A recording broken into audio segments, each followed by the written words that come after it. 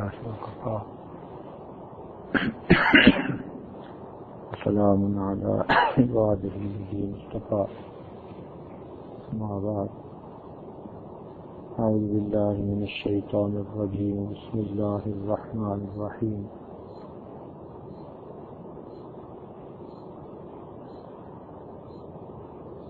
إن الدين عند الله الإسلام سبحان ربك رب العزة عما يصفون وسلام على المرسلين والحمد لله رب العالمين اللهم صل على سيدنا محمد وعلى آل سيدنا محمد وبارك وسلم اللهم صل على سيدنا محمد وعلى آل سيدنا محمد وبارك وسلم اللهم صل على سيدنا محمد وعلى آل سيدنا محمد وبارك وسلم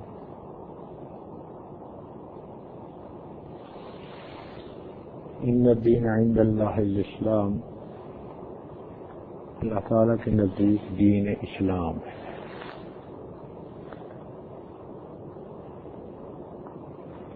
دین اسلام کو اللہ تعالیٰ نے دین فطرت بنایا ہے۔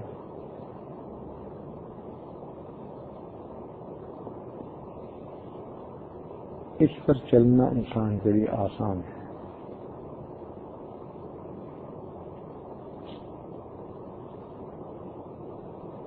چنانچہ فرمایا ما جعل علیکم فی الدین من حرج، اللہ تعالیٰ نے دین میں حرج نہیں بنایا۔ طبیعت سلیمہ ہو تو دین اسلام سے چلنا آسان۔ مثال کے طور پر اللہ تعالیٰ نے کھانے پینے کی کچھ چیزوں کو حلال کیا اور چند ایک کو حرام کیا۔ اب حلال کا دائرہ بہت وسیع ہے، درجنوں سینکڑوں کھانے کی چیزیں وہ حلال ہیں، چند ایک حرام ہیں۔ تو حرام بہت تھوڑی چیز ہے اور حلال بہت زیادہ چیز ہے۔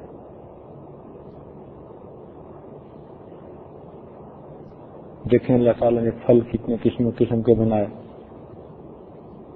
ہم سب کھاتے ہیں۔ سبزیات کتنی قسم کی بنائی، ہم سب کھاتے ہیں۔ پھر اللہ تعالیٰ نے ہمارے لیے زمین سے فصلیں کیسی کیسی نکالی، استعمال کرتے ہیں۔ پھر اللہ تعالیٰ نے کھانے پینے کے لیے گوشت جانوروں کا، پرندوں کا کتنی قسم کا بنایا۔ اس میں آ کر جو درندے قسم کے ہیں ان کو حرام کر دیا، اور جو پرندے ہیں چگنے والے ان کو حلال بنا دیا۔ تو دیکھیے حلال کا دائرہ کتنا وسیع کر دیا اور حرام کو محدود کر دیا۔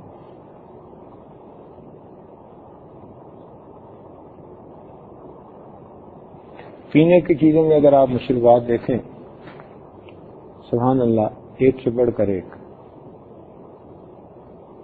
کتنی قسم کے پھلوں کے جوس ہیں، مشروبات ہیں، ٹھنڈے ہیں، گرم ہیں، مگر ایک چیز ہے جس کو شراب کہتے ہیں، اس کو حرام کر دیا۔ اور اگر غور سے دیکھیں تو اس چیز میں نقصان بھی ہمارا ہی ہے۔ اب یہ دیکھیں کہ جو آدمی شراب پیتا ہے اس کے فائدے اس کو بہت کم اور اس کا نقصان اس کو بہت زیادہ۔ مال ضائع ہوا نمبر ایک، نمبر دو اس کو پینے کے بعد اپنے ہوش میں نہ رہا۔ جب ہوش میں ہی نہیں تو اس کے لیے بیوی اور بیٹی میں کوئی فرق نہیں، وہ فحش حرکتیں کرے گا، وہ زبان سے اول فول بکے گا،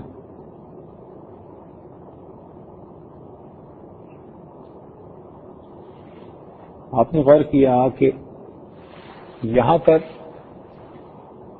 فائر کا مستقل ایک ڈپارٹمنٹ بنا ہوا ہے، اتنا افیکٹو کہ ہر وقت چوک چوک بند رہتے ہیں. کیوں؟ آگ بہت لگتی ہے، اور آگ لگنے کی ریزن میں سے ایک بڑی ریزن یہ ہوتی ہے کہ شراب پی اور سگریٹ ہاتھ میں لی، اب ہوش ہی نہ رہا تک، اس سے کارپیٹ جلا اور کارپیٹ سے پتہ نہیں کیا کیا جلا اور پورے گھر کو آگ لگ گئی، آبادی کو آگ لگ گئی. تو ایک عمل کتنے بڑے نقصان کا سبب بنا، جان بھی خطرے میں، مال بھی خطرے میں.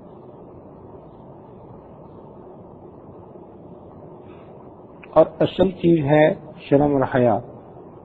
شراب پینے کے بعد وہ ذہن سے ختم، ایسی حیوانیت سوار ہوتی ہے کہ پھر شرم نام کی کوئی چیز نہیں. تو شراب کے نقصانات زیادہ.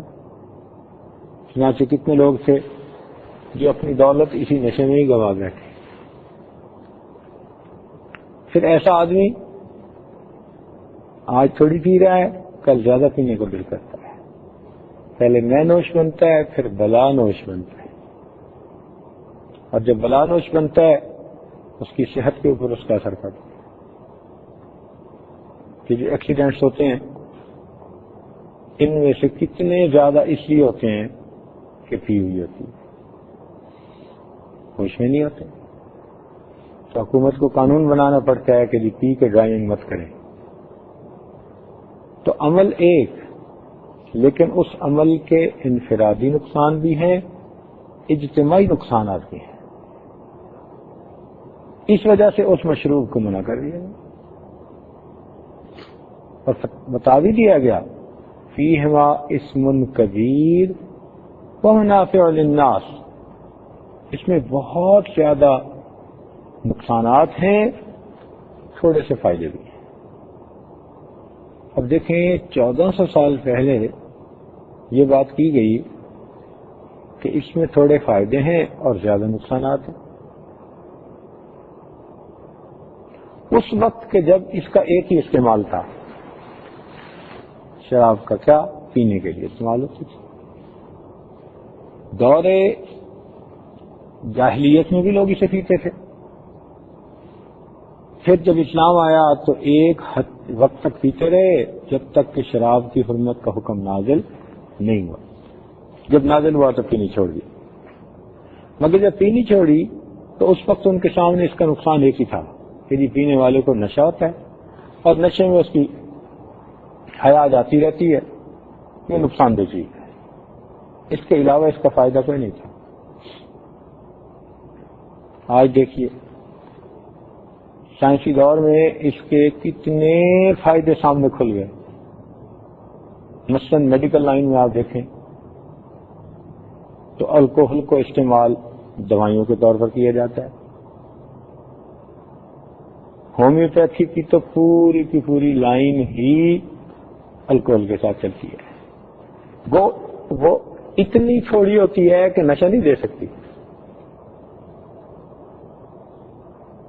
مقدار اس کی ایسی ہوتی ہے. اب الکوہل والی یہ دوائی جو استعمال کی جاتی ہے اس میں بھی علماء نے فتویٰ دی ہے کہ اگر دوائی کے استعمال کے طور پر کی جائے اور ڈاکٹر بتائے کہ اور کوئی ایسی دوائی افیکٹو نہیں تو اس کے استعمال کر سکتے ہیں دوائی کے درجے میں. گو کہ تقویٰ یہ ہے کہ اس کو بھی نہ استعمال کریں. ہمارے مشائخ تو یہی کرتے تھے. پھر بھی بتانے کی ایک بات ہے کہ ہومیوپیتھک کی میڈیسن کا پورا رینج الکوہل سے بن جاتا ہے. اچھا ایک الگ بات ہے کہ اب آ کر ایسی مشینیں بن گئی ہیں کہ جو ہومیوپیتھک کی دوائیاں مشین میں بنا دیتی ہیں، اس میں الکوہل کی ضرورت نہیں ہوتی.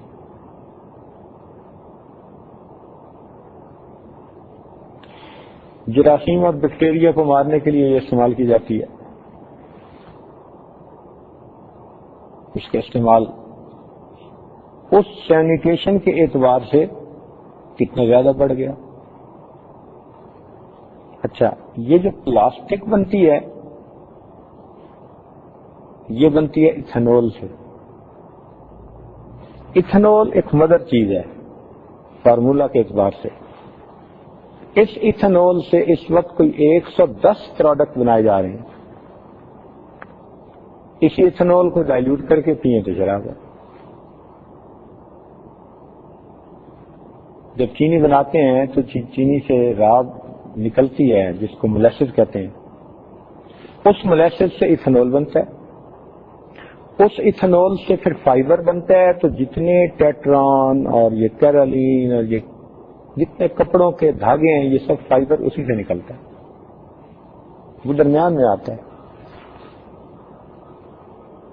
تو قرآن مجید نے 1400 سال پہلے کہہ دیا کہ نقصان بہت زیادہ ہیں وَمَنَافِعُ لِلنَّاسِ، انسانوں کے لیے فائدے بھی.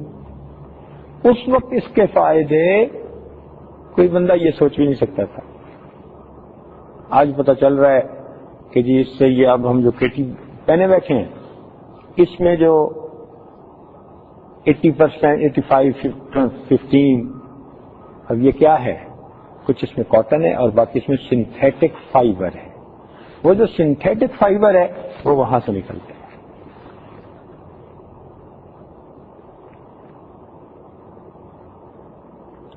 یہ جو ریان نکلا، دھاگا نکلا سنتھیٹک، یہ وہاں سے نکلا.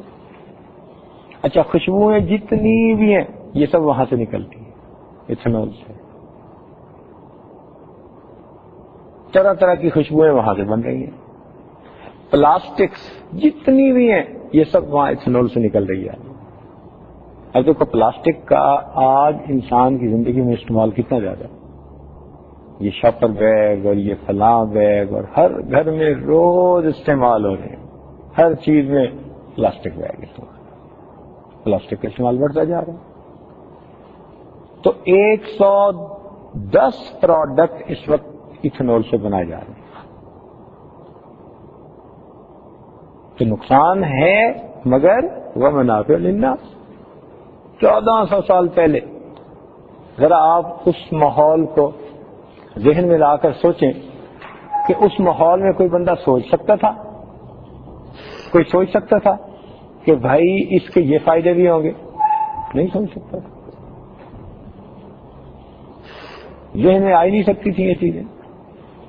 مگر قرآن پاک کی حقانیت دیکھیے، وَمَنَافِعُ لِلنَّاسِ، اور اس میں انسانوں کے لیے فائدے بھی ہیں مگر فائدے تھوڑے ہیں.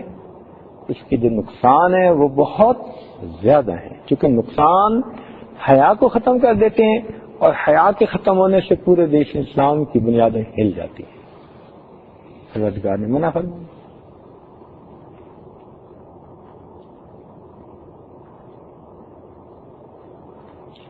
تو دین اسلام نے جہاں جس چیز کو منع کیا انسان کے انفرادی یا اجتماعی نقصان کی وجہ سے اس کو منع کیا.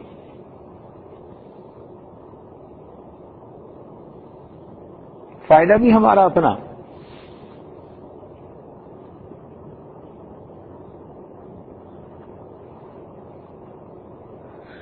فائدہ بھی ہمارا اپنا.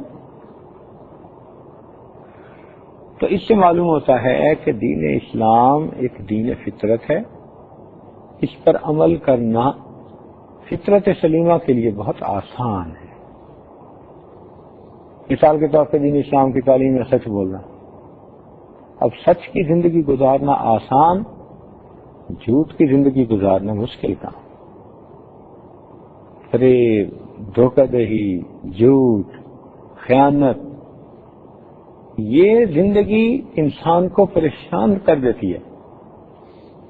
سچ ہو، امانت ہو، صداقت ہو، یہ چیز انسان کو سکون دے دیتی ہے. تو دین اسلام نے سکون والی زندگی کی طرف بلایا اور بے سکونی والے کاموں سے انسان کو منع کیا. اب ملاوٹ کر کے بیچنا بے سکونی پیدا کرتا ہے، اس سے منع کر دیا.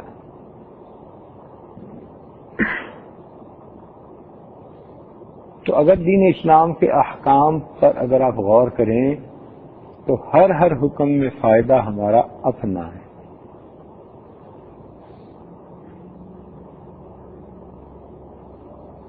دین اسلام نے مومن کے فائدے کو سامنے رکھا ہے.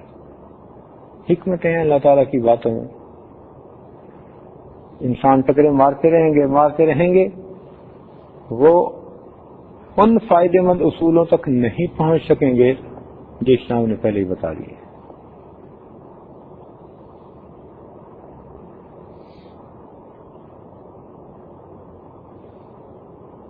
قدرت کی طرف سے اللہ تعالیٰ کی دیکھو کیسی ہم پر مہربانی ہوئی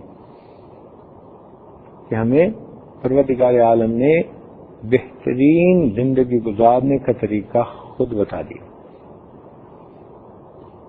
ہر وہ کام بتایا جو ہمارے لیے فائدہ مند تھا، ہر اس کام سے منع کیا جو ہمارے لیے نقصان دہ تھا. اصول یہی سمجھ لیں، ہر کام میں ہر اس کام کرنے کو حکم دیا جو ہمارے لیے فائدہ مند، ہر اس کام کرنے سے منع کیا جو ہمارے لیے نقصان دہ.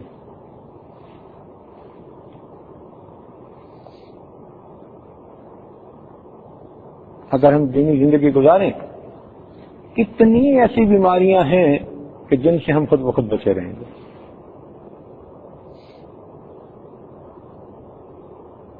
پریشانیوں سے بچنا، مصیبتوں سے بچنا. اور آج کے دور میں تو یہ جو پریشانی ہے یہ مستقل ایک بیماری بن گئی ہے. اس کا نام رکھا گیا ہے ڈپریشن. جہاں ڈاکٹر کو کچھ سمجھ میں نہیں آتا کہ اس بندے کو کیا بیماری ہے تو اب اس کو ایک لفظ مل گیا ہے، اس کا نام ہے ڈپریشن. پہلے زمانے میں جہاں کچھ سمجھ میں نہیں آتا تھا تو ایک نام تھا اس کے پاس، الرجی، وہ استعمال کر لیتا تھا. اس کو کسی چیز سے الرجی ہے، فوڈ الرجی ہے، فلاں الرجی ہے، فلاں الرجی ہے. اچھا جی، کام سے مٹ جاتا تھا. اب اس کو ایک اور نیا لفظ مل گیا، ڈپریشن. تو ڈاکٹروں کے مزے. اب ڈائگنوز کریں تو کریں، نہیں کرتے ہیں، اچھا جی اس کو یا تو ڈپریشن ہے یا اس کو الرجی ہے کسی چیز، کچھ نہ کچھ تو ہے نا مصیبت. اس دور میں آ کر بے چینی، پریشانی مستقل ایک بیماری بن گئی اور اس عذاب میں ایک دنیا گرفتار ہے. ہم ابھی اس سے واقف نہیں ہوئے. کفر کی دنیا میں اگر آپ کبھی کسی کے حال سنیں تو کچھ ایسی پریشانیاں ہیں جو ان کو ہے، مثلا تنہائی کا عذاب. اللہ اکبر. اب مسلمانوں کو ابھی تنہائی کے عذاب کا تجربہ نہیں ہے. کفر کی دنیا میں تنہائی کا عذاب سب سے بڑا عذاب بن جاتا ہے. ان کا بڑھاپا اتنا عبرتناک ہوتا ہے کہ حیران ہوتے ہیں. بس یہ جوانی کے 40 سال 50 سال مستیاں اڑا لو جی بھر کے، پھر اس کے بعد آدھے سے زیادہ لوگ ایسے ہوتے ہیں اولاد ہوتے ہوئے بھی ان سے نہیں ملتی. اکیلے دو میاں بیوی ہیں، مکان میں رہ رہے ہیں، نوجوانوں سے بات کرنے کو ترستے ہیں کہ کوئی نوجوان بچہ ہم سے بات کر لے. کوئی بات کرنے والا نہیں. اس لیے خود کہتے ہیں. میں ایک دفعہ آسٹریلیا سے واپس آ رہا تھا سنگاپور، تو جہاز میں ایک نوجوان جوڑا جس کی شادی ہوئی تھی ہنی مون کے لیے نکل رہا تھا وہ سنگاپور کی طرف، تو وہ بھی بیٹھ گیا. تو اللہ تعالیٰ کی شان کے دو تو میاں بیوی وہ تھے اور ایک تیسرا کوئی مسلمان لڑکا ساتھ بیٹھ گیا. وہ باتوں نہیں بڑا تھا، وہ مسلمان. اس پہ بیٹھتی ان کے ساتھ نا باتیں کرنی شروع کر دی. تو لگتا تھا کہ کوئی بزنس مین قسم کا بندہ ہے اور بزنس ٹرپ پہ نکلا ہوا تھا، تو سیالکوٹ سائڈ کا تھا. اب اس نے خوب باتیں کی ان سے شروع میں. اخیر میں جب خوب کھل گئے تو اس نے ان سے یہ کوشچن بھی پوچھا، اچھا تمہاری اچھی انڈرسٹینڈنگ ہے، شادی ہو گئی، یہ بتاؤ تمہارا فیوچر پلان کیا ہے، تم کتنی اولاد پسند کرتے ہو، کتنے بچوں کا پلان؟ انہوں نے جواب دیا کہ ہم نے آپس میں فیصلہ یہ کیا ہے کہ ہم بچے پیدا ہی نہیں ہونے دیں گے، پیدا ہی نہیں ہونے دیں گے۔ تو اس نے کہا کیوں؟ اولاد کے بغیر تو زندگی نہیں ہوتی اچھی۔ وہ کہنے لگے نہیں، ہم نے فیصلہ کیا ہے کہ ہم کتا پالیں گے، اس لیے کہ کتا وفادار ہوتا ہے، اولاد بے وفا ہوتی ہے۔ تو انسان ایک ایسے سٹیج پر آ کر پہنچ گیا جہاں اس کو اولاد بے وفا نظر آتی ہے اور کتا اس کو وفادار نظر آتا ہے۔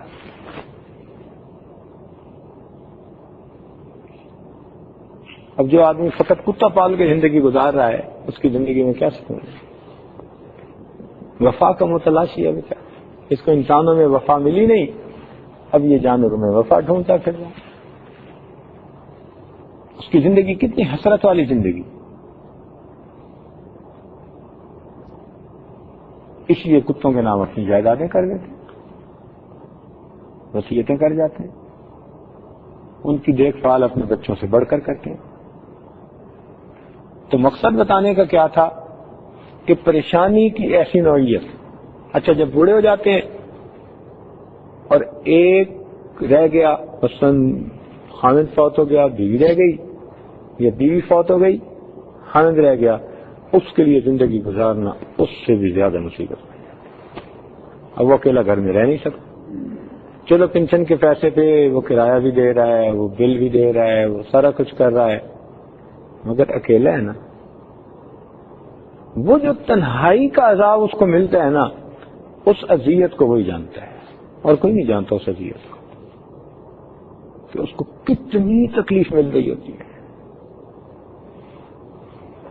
نتیجہ کیا ہوتا ہے کہ کچھ عرصے کے بعد بالآخر وہ اولڈ ایج ہاؤسز میں چلے جاتے ہیں، اور ان کے اولڈ ایج ہاؤسز میں جو بوڑھے بوڑھے سب اکٹھے ہوتے ہیں۔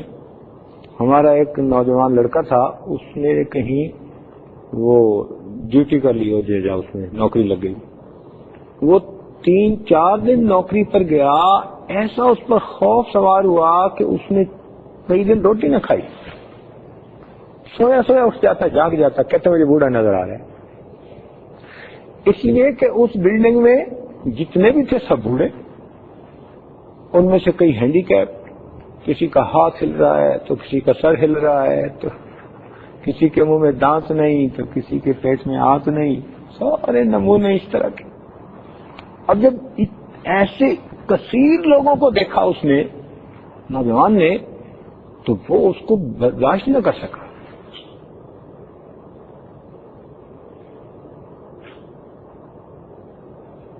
کہتے ہیں کہ ایک آدمی نوجوان تھا تو اپنے باپ کو اولڈ ایج ہاؤس میں لے کے آیا۔ اب وہ کہنے لگا اس کو کہ بس آپ کو یہاں میں نے داخل کروا دیا ہے، آپ یہیں رہیں۔ تو باپ کہہ رہا تھا نہیں میں نہیں یہاں رہتا، میں نہیں رہنا چاہتا، میں نہیں رہنا چاہتا، میں نہیں رہنا چاہتا۔ تو باپ رو رہا تھا اور بیٹا کہہ رہا تھا نہیں this is the only way, no you have to stay here. مجبور تھا، رہنا شروع کر دیا۔ اللہ تعالیٰ کی شان کے اس کی زندگی کچھ لمبی ہو گئی۔ بوڑھے اچھی صحت والے بھی تو ہوتے ہیں نا، زندگی چلتی رہتی ہے، 100 سال تک زندہ رہتے ہیں۔ اس کی زندگی اللہ تعالیٰ نے مہربانی کی تو لمبی ہو گئی، تو اس نے 20-25 سال وہاں گزارنے کے بعد ایک دن ایسے باہر بیٹھا ہوا تھا، تو ایک اور بوڑھا جو ہے اس کو اس کا نوجوان بیٹا لا رہا تھا، اور وہ بھی اس کو اسی طرح آگے دھکیل رہا تھا۔ یہ کہہ رہا تھا نہیں مجھے یہاں نہیں رہنا، وہ کہہ رہا تھا نہیں رہنا، اور وہ کہہ رہا تھا no you have to stay here, this is the way, this is the only solution. اب نتیجہ کیا نکلا کہ وہ روتا رہا اور بیٹے نے اس کو حوالے کیا اور بیٹا چلا گیا۔ اب جب چلا گیا تو یہ بوڑھا جو تھا یہ بڑا پریشان تھا، تو اس بوڑھے نے اس کو کہا کہ کوئی بات نہیں ہوتا۔ جب انہوں نے تعارف کیا تو پتہ چلا یہ باپ تھا اور وہ بیٹا تھا، لانے والا پوتا تھا۔ جس جگہ باپ پہنچا اس کو وہاں دھکیلنے والا بیٹا زندگی کے کچھ سالوں کے بعد خود وہاں اسی حالت میں پہنچا جس طرح سے باپ کو پہنچایا تھا۔ اب بتاؤ کہ زندگی کا وہ حصہ سوچ کر ان لوگوں کو جوانی میں پریشانی ہو جاتی ہے. کذالک العذاب ولعذاب الآخرۃ اکبر. یہ ہے عذاب اور آخرت کا عذاب تو اس سے بھی زیادہ. دین اسلام میں جوانی میں ماں کی قدر تھوڑی کہ ایک حامل ہے اکیلا قدردان، وہ بھی اگر عزت احترام سے رکھے تو ٹھیک، ورنہ حامل کی مرضی. جب ماں بنی اب عزت کرنے والے بڑھتے گئے. ماں کا جیسے بڑھاپا آتا گیا اس کے قدردان بڑھتے گئے. اچھا اب جب ماں بڑھاپے کے ابتدا میں تھی تو باپ قدردان زیادہ کہ وسائل اس کے پاس تھے. بچے بھی قدردان تھے مگر بچوں کے پاس فقط جذبات تھے اور تو کچھ نہیں تھا. اب ماں اور بوڑھی ہو گئی، یہ بچے جوان ہو کے انہوں نے بھی اپنے اپنے کاروبار سمیٹ لیے. اب ماشاءاللہ 4-5 بچے ہیں اور 7 باپ ہے، اب ایک کی جگہ 6 قدردان ہو. اب بتائیں کہ جس بوڑھی عورت کو بڑھاپے میں 6 جوان بچے خدمت کرنے والے ہوں، اس کی کیئر ٹیکنگ کرنے والے ہوں، اس کا بڑھاپا کتنا اچھا گزرے گا. تو دین اسلام، دین فطرت، اس نے ایسا راستہ دکھایا فیملی لائف والا کہ جس میں انسان کا آنے والا وقت اس کے گزرے وقت سے زیادہ اچھا، جبکہ عام اگر ہم ترتیب پر زندگی گزاریں تو آنے والا وقت گزرے وقت سے زیادہ برا. تو حسن دیکھو دین اسلام کا، شریعت کا، کہ جب انسان زیادہ کمزور ہوتا ہے اس وقت اس کی قدردانی بھی اللہ کی طرف سے زیادہ ہو جاتی ہے. وہ بیمار ہے تو اس کی علاج کروانے کے لیے وہ اب کما نہیں سکتا تو ماشاءاللہ آپ 5-7 بچے کما کے اس کے لیے قدموں میں رکھ رہے ہیں. امی جو حکم کریں ہم پورا کر دیں، ابو جو حکم کریں ہم پورا کر دیں. الحمدللہ ثم الحمدللہ. تو دین اسلام دین فطرت ہے. اس کی ہر یعنی جو تعلیم ہے اس میں فائدہ انسانوں کا ہے. جس چیز کو کرنے کا حکم دیا وہ ہمارے لیے فائدہ مند ہے، جس چیز سے منع کیا یقیناً ہمارے لیے نقصان دہ. تو ہم اپنے آپ کو فطرت کے مطابق ڈھالیں، حلال اور حرام میں تمیز پیدا کر لیں، حلال کو اختیار کریں، حرام سے اپنے آپ کو ہمیشہ کے لیے رخ پھیر لیں. جب ہم ایسی زندگی گزاریں گے تو اللہ رب العزت کی طرف سے رحمتیں ہوں گی. رب کریم ہمیں تقوی و طہارت والی زندگی نصیب فرما دے. وآخر دعوانا ان الحمد للہ رب العالمین.